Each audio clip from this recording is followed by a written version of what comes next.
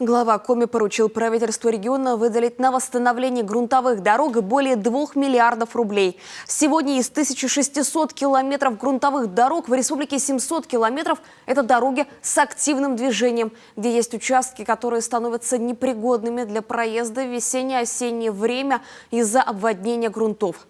В общей сложности это 180 километров. На их приведение в надлежащее состояние требуется 2 миллиарда 200 миллионов рублей.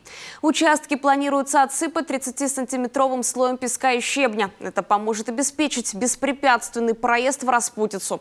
Как отметил Владимир Уйба, несмотря на непростую ситуацию с бюджетом, он все же решил поддержать ходатайство Минстроя ЖКХ о выделении нужной суммы на ремонт. От местных жителей идет большое количество нареканий, и они справедливо, заключил Владимир Уйба.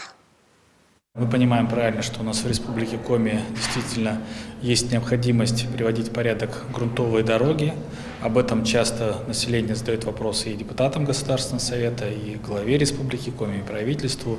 И вот приняло очень ответственное и серьезное решение о выделении 2,2 миллиардов рублей на то, чтобы основные наши грунтовые дороги привести в нормативное состояние.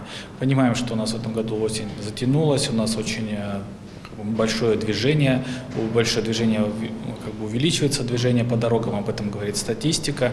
Мы понимаем, что у нас сейчас появилась дорога от Нарьян-Мара на Большую Землю, и действительно жители Нарьян-Мара рады, но при этом поток грузов увеличился.